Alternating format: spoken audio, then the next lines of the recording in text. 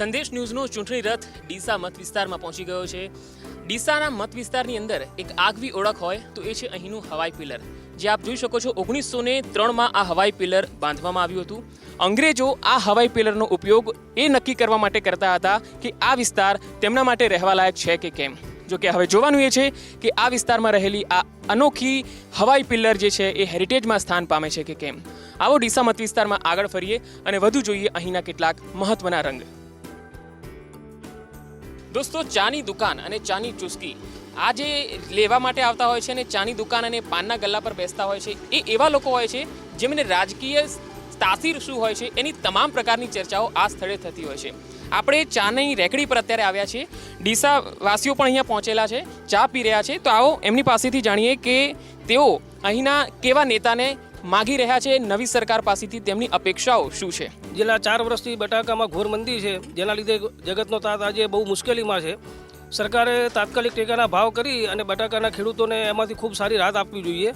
અને બીજો કે ડીસા શહેર નેશનલ હાઈવે પર વસેલું છે, જેના ઉપર ઓવરબ્રિજ બનાવવાની માંગણી વર્ષોથી બાકી છે। અને પ્રજાનો મેઇન પ્રશ્ન આ છે, નાના છોકરાઓ, વિદ્યાર્થીઓ, વેપારીઓ, ગૃહિણીઓ જ્યારે આ રોડ ઉપરથી ચાલે છે ત્યારે તેમના જીવનું સતત જોખમ માથે હોય છે। અહીંયા જે જીએસટી સરકાર લાગુ પાડી રહી છે 1 જુલાઈથી, એમાં લોકોને ઘણી બધી અડચણો છે। એ વસ્તુ ક્લિયર થઈ જાય તો ખબર પડે કે કેવી રીતે સમય શું લાગશે। જ્યાં બીપીએલ કાર્ડની જરૂરિયાત નથી એ લોકો જોડે છે, જે લોકો જોડે 1-1 કરોડના મકાન છે એ લોકો જોડે બીપીએલ કાર્ડ છે, જ્યારે ગરીબ માણસ બીપીએલ કાર્ડ માટે રખડી રહ્યો છે। એટલે આ વિસ્તારનો વિકાસ બીજો કોઈ થયો જ નથી। વિકાસ છે જ નહીં। મૂળ નેતા માટેની વાત વ્યાખ્યા એવી હોવી જોઈએ કે નેતાને એકલ દોકલ કામ ઠીક છે, એક ના થાય, બે ના થાય, ન થાય, પરંતુ જનરલ આખા વિસ્તારને જે લાભ થવો જોઈએ, આખા સમગ્ર વ્યક્તિજનોને જે લાભ થવો જોઈએ, એ પ્રકારનો બહુમુખી જે નિર્ણય લઈ શકે એવા આગેવાનની જરૂર છે। તો અહીંયા આ બોરો બંધ થાય તો થોડાક વર્ષો વધારે આ વિસ્તારને પાણી ટકેલું રહે એવી માગણી છે, પણ નેતાઓ જોડે અપેક્ષા નથી રાખી। રોજગારીને લઈને આપનું શું કહેવું છે? અહીંના જે લોકો છે, જે કોલેજન છે, એ ભણીને અહીં રોજગારી મેળવી શકે છે કે બહાર જવું પડે છે? રોજગારીની વાત સાઈડમાં રાખો, પણ પહેલાં તો અત્યારે ડીસામાં મેન તકલીફ છે એડમિશનની। બટાકા નગરી ડીસાનો પ્રાણ પ્રશ્ન છે એક બ્રિજનો પ્રશ્ન। એપીએમસી 3 રસ્તા પાસે આ જે પાલનપુર ડીસા હાઈવે છે, એ ડીસા પર ટ્રાફિકનું ભારણ ખૂબ રહેવાના કારણે બ્રિજની તાત્કાલિક જરૂરિયાત છે, પરંતુ તંત્રના આટાપાટા અને ભાજપની અને કોંગ્રેસની એકબીજાને ખો આપવાની નીતિના કારણે હજુ સુધી બ્રિજ બની શક્યો નથી। તેના કારણે લોકોને કેવી હાલાકીનો સામનો કરવો પડે છે અને શું છે સમસ્યા, આ માટે વાત કરવા માટે સંદેશના સંવાદદાતા ધનેશ પરમાર અને દેવત બારોટ આપણી સાથે છે। મને ચોક્કસ છાસવાર અહીંયા ચક્કાજામના દ્રશ્યો સર્જાય છે। મોટો ટ્રાફિક છે, કંડલા, ઓવરબ્રિજ અને પાલનપુરને મુખ્ય જોડતું જે વિસ્તાર વેપારી મથક છે, વાહનનો મોટો ઘસારો છે, અકસ્માતો પણ થાય છે। શાળા છૂટવાના સમયે, નોકરીના સમયે, પછી ખેડૂતોને જ્યારે માલ લઈને નહીં આવતા હોય એપીએમસી, ત્યારે બટાકાની સિઝનમાં ત્યારે ફૂલ ચક્કાજામ 2 કલાકનો રહે છે। ત્યારે ડીસા શહેર અમારું એક હોસ્પિટલોથી ભરેલું શહેર છે। આમાં નાગરિક દર્દીઓ પણ અટવાય છે, એમ્બ્યુલન્સમાં જતા આવતા લોકો પણ અટવાય છે, 108 પણ અટવાય છે।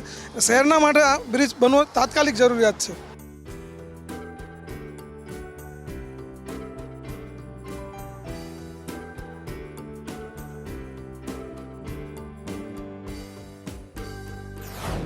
ડીસા મત વિસ્તારના અત્યારે અમે ચૂંટણી રથ લઈને ફરી રહ્યા છીએ। નેતાઓ પછી ભાજપના હોય કે કોંગ્રેસના રોજગારી આપવા માટેની મોટી મોટી વાતો કરતા હોય છે, પરંતુ ડીસાનો મારવાડી મોચીવાસ વિસ્તાર જ્યાં અમે ફરી રહ્યા છીએ ત્યાં રોજગારીના નામે મીંડું છે। પરંતુ અહીંની કેટલીક મહિલાઓ છે, લગભગ 400 જેટલા અહીંના પરિવારો છે જેઓ સીવણકામ, ગૂંથણકામ અને ભરતકામ સાથે જોડાયેલા છે। તેમની પાસે આવકનું કોઈ સાધન નથી અને એના માટે પરિવારની અંદર જેટલી પણ મહિલાઓ છે એ માત્ર ભરતકામ કરીને ગુજરાન ચલાવે છે। અહીં આ વિસ્તારની અંદર કેટલા પરિવારો એવા છે જે આ વ્યવસાયમાં સંકળાયેલા છે? ઘર છે, 400 ઘર છે કે આવું ગૂંથણ કામ કરીને પોતાનું ભરણ પોષણ કરે છે। અહીંયા ક્યારે અહીંના સ્થાનિક પ્રતિનિધિ મુલાકાત લેવા આવ્યા છે? આવ્યા ઘણાય, લેકિન આગળ કોઈએ કશું કર્યું નથી ને એટલો બાકી એના આદમીઓના ઉપર તો કશું ચાલતું જ નથી અમારે।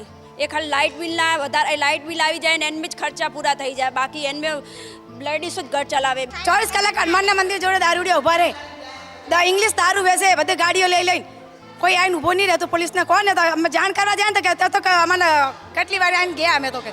અચ્છા, આ એક આપ જે ગૂંથી રહ્યા છો એ કેટલા દિવસમાં તૈયાર થઈ જાય અને એમાં શું પૈસા મળે? આ બાર જોરી કરો તો પણ 40 રૂપિયા મળે। હા, કેટલા અઠવાડિયું થાય? 4 દાડા થાય, 5 દાડા થાય, 5 દિવસમાં તમને 40 રૂપિયા મળે. ઓકે, એટલે આપે ક્યારે આપના પરિવારના કેટલા મેમ્બરો છે જે આ વ્યવસાયમાં સંકળાયેલા મહિલા? ભાઈ દેખ એકલી છું 40 રૂપિયામાં આપ કેવી રીતે ગુજરાન ચલાવો છો? કરો 400 રૂપિયા આવતા એ બંધ થઈ ગયા માર તો વિધવાના. તો આપે જોયું કે અહીંયા આ વિસ્તારની અંદર 400 જેટલા પરિવાર છે જે ભરતકામ સાથે સંકળાયેલા છે, કારણ કે આજીવિકાનું કોઈ બીજું સાધન નથી. અને અત્યારે જે 10-20 રૂપિયા કમાય છે કદાચ એની આવકમાં વધારો કરી શકશે, પરંતુ એવું તો આ 5 વર્ષમાં એમને કંઈ દેખાતું નથી. આ જ છે આ વિસ્તારની હકીકત. આવો આગળ જઈએ.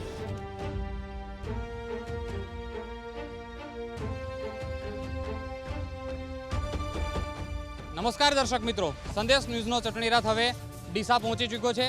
ડીસાની શું છે રાજકીય તાસીર, શું છે અહીંયા કોંગ્રેસ અને ભાજપનો માહોલ, અને શું છે લોકોની અપેક્ષા, તેમની પાસેથી જાણીશું. સૌપ્રથમ શરૂઆત કરીએ હાલના કોંગ્રેસના ધારાસભ્ય ગોવાભાઈ રબારી પાસેથી.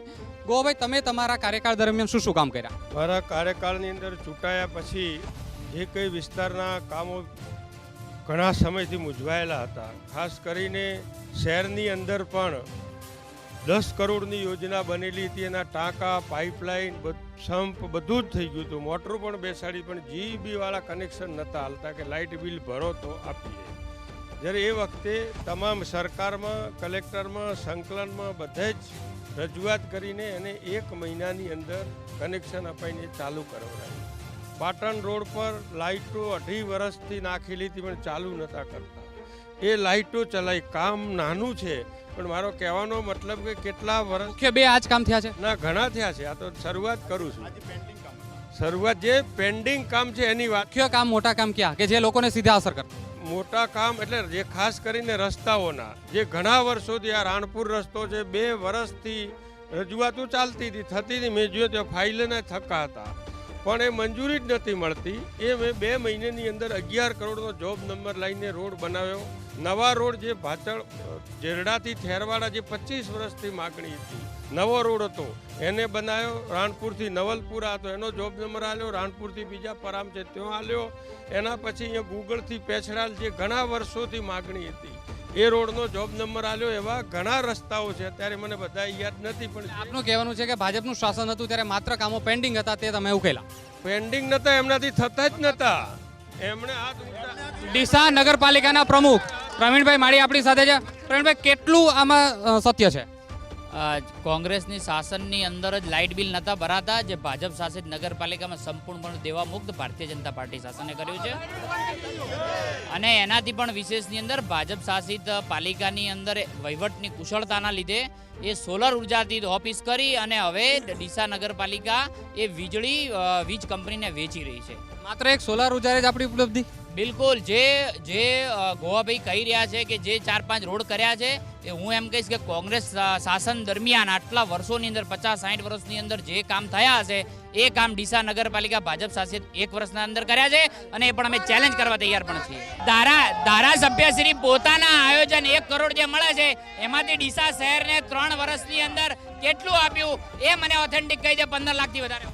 15 લાખ નહીં, પણ જ્યાં જ્યાં જરૂરિયાત છે, જે નગરપાલિકાની ગ્રાન્ટ આવે છે એમાં પણ ધારાસભ્યનો ભાગ હોય છે. ધારાસભ્ય રાજ્યનો 3 કરોડમાંથી તમે ડીસા બેઠક માટે કેટલા ખર્ચા? અમે આ વર્ષે 25 લાખ રૂપિયા નગરપાલિકાના આવે, એમાંથી 15 લાખ મારે ભાગ આવે. ખાલી જિલ્લા આયોજનની અંદર દરેક પૈસો સરકારમાંથી આવે. ધારાસભ્યની ગ્રાન્ટમાંથી કુલ કેટલા ખર્ચાયા? ધારાસભ્યની ગ્રાન્ટમાંથી કુલ કેટલા ખર્ચાયા? ગ્રાન્ટમાંથી કુલ લગભગ 30 લાખ રૂપિયા ખર્ચા હશે. ધારાસભ્ય વગર પણ જે ગ્રાન્ટો આયોજનની છે એ તમામ ગ્રાન્ટોની અંદર એ કરાયેલું છે. પ્રવીણભાઈ, આની પહેલા ભાજપના ધારાસભ્ય હતા. ડીસાનો સૌથી માથાના દુખાવા રૂપ સમસ્યા આ બ્રિજની, મુખ્ય હાઈવે પરના બ્રિજની છે. નથી ભાજપ ઉકેલ લાવ્યું, નથી કોંગ્રેસ લાવ્યું. કારણ શું?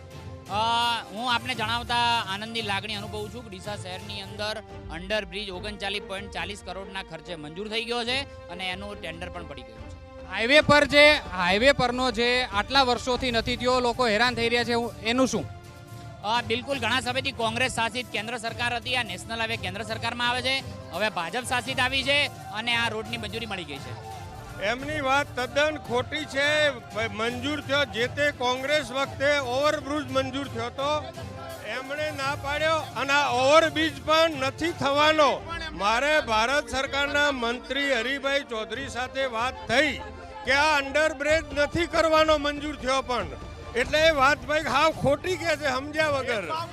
પણ આજની વાત કરું, પ્રેસ મીડિયામાં ને ટીવીમાં જોયું, આપણા રૂપાણી સાહેબ હમણાં કહીને ગયા હતા કે 1 તારીખે સુજલામ સુફલામ હેડશે. આજે પણ સુજલામ સુફલામમાં પાણી નથી. સુજલામ સુફલામની વાત હોય કે બ્રિજની વાત હોય, ભાજપના અન્ય એક નેતા આપણી સાથે છે, શું કહેશો? અમારા માનનીય ધારાસભ્ય શ્રી ગોવાભાઈ સાહેબ છેલ્લા ઘણા વર્ષોથી જૂઠાણા સિવાય કોઈ વાત કરતા નથી. એમને તો કાયમ ડીસા નગરપાલિકાનો વિરોધ કરવો હોય, ડીસા તાલુકાના કામનો વિરોધ કરવાનો હોય, એના સિવાય એમને કોઈ કામ કર્યું નથી. ડીસા નગરપાલિકાએ પહેલી વખત 125 કરોડ રૂપિયાના કામ ડીસા નગરમાં કરાયા છે અને આજે એમની એવી પોઝિશન છે કે એમને એમનો બચાવ કરવા માટે આ ટોળું લાવવું પડે છે. બ્રિજ કેટલા વર્ષોથી નહોતો બનતો, ભાજપનું શાસન હતું તો કેટલી વખત લખીને માગણી કરી? તમને એ જ વાત કરી, અમારા પ્રમુખશ્રીએ વાત કરી એમ આ સેન્ટ્રલ ગવર્મેન્ટ બદલાયાના 3 વર્ષ થયા છે. એના પહેલા પણ અમારા સંસદ સભ્યએ ઘણી વખત રજૂઆત કરી હતી. પહેલી વખત આ બ્રિજ મંજૂર થયો છે અને ટૂંકા ગાળામાં આ બ્રિજ બની જશે. બ્રિજનું કામ હોય કે બટાકાનું, પ્રશ્ન હંમેશા સળગતો રહ્યો છે, અહીંનો માણસ પીસાય છે. શું કહો છો આપ? એના માટે જે અત્યારે ધારાસભ્ય છે એમની જે જાગૃતિ જોવે છે એ હોતી નથી. એના સિવાય ધારો કે કિસાનોનો પ્રશ્ન છે તો કિસાનો માટે હંમેશા ભારતીય જનતા પાર્ટી જાગૃત રહી છે અને કિસાનોના પાણીનો પ્રશ્ન હોય કે ગમે તે ખેડૂતો માટે બટાકા એ સૌથી પ્રાણ પ્રશ્ન ડીસાનો રહ્યો છે, ત્યારે ભાજપ સરકારે શું કર્યું? અત્યારે રોડ પર ફેંકવા પડે છે, ખેડૂતો બેહાલ છે.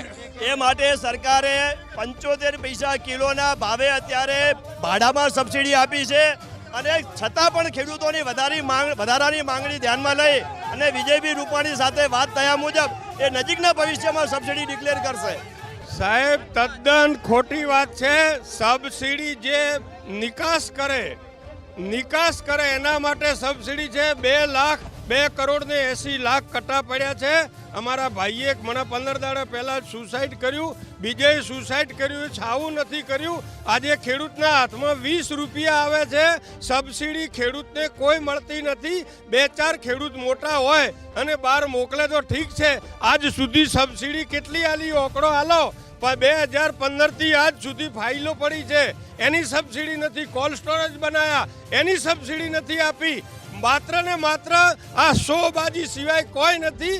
આ ડેમો ખાલી પડ્યા, બટાકાવાળા મરી જશે, એમણે 1 રૂપિયો નથી આલે. સબસિડી વાળી વાત નિકાસ કરે એના માટે બકવાસ. તો આત્મહત્યા કરી રહ્યા છે, ખેડૂતો આત્મહત્યા કરી રહ્યા છે. સબસિડી તો સાઈડની બાબત થઈ, ખેડૂતો જીવ ગુમાવે છે. ભાજપે શું કર્યું?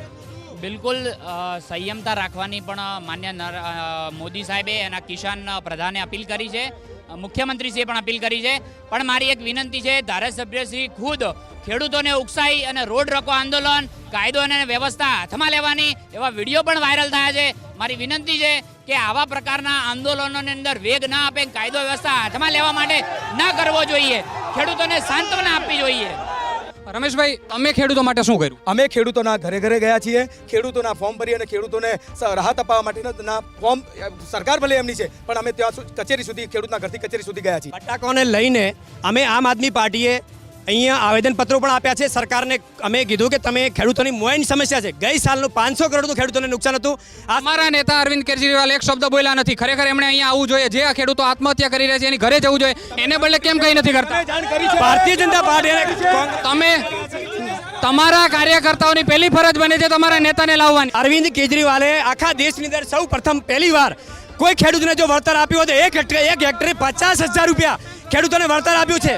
ગુજરાતના ડીસાના ખેડૂતો માટે શું અમારી સરકાર જો અહીંયા બનશે તો ખેડૂતોના માટે અમે જે 50,000 હેક્ટર વળતર જ્યાં દિલ્હીની અંદર સરકારે આપ્યું છે એ અમે પણ આપીશું. શિવસેના પણ આપણી સાથે છે, તમારી શું જવાબદારી બને? શિવસેનાએ અગાઉ પણ કહી ચૂકી, અમારા રાષ્ટ્રીય અધ્યક્ષ ઉદ્ધવ સાહેબ ઠાકરે મહારાષ્ટ્રમાં યુતિ સરકાર છે છતાં એમણે કીધું કર્જ માફી માટે. ગુજરાત અને ડીસા માટે શું? ખરેખર આના માટે જીબીમાં અમે રજૂઆત કરી છે. ડીસામાં જ્યાં જ્યાં તકલીફ પડી છે, સૌથી પ્રથમ ડીસામાં ગેસનો પ્રશ્ન હતો એ શિવસેના કર્યો છો. ડીસામાં જીબીનો પ્રશ્ન હતો શિવસેના કર્યો છો. ગટરનો પ્રશ્ન શિવસેના કર્યો છે. શિવસેના પબ્લિકની સાથે રહી અને કામ કરે છે. ખેડૂત માટે મરવું પડે તો પણ તૈયાર છું. ગુજરાત ટૂંક સમયની અંદર બટાકા અને ડુંગળી માટે પોલિસી બનાવવા માટે જઈ રહી છે. ડીસાની અંદર 4 થી 5 ખેડૂતો સુસાઇડ કર્યો છે. અને કોંગ્રેસના નેતાઓને તો ખબર નહીં કે બટાકાની ખેતી થાય છે કે ફેક્ટરી થાય છે. અને બટાકા સોનાના કરવાના હતા, અમારા બટાકા રોડ ઉપર ફેંકાય છે.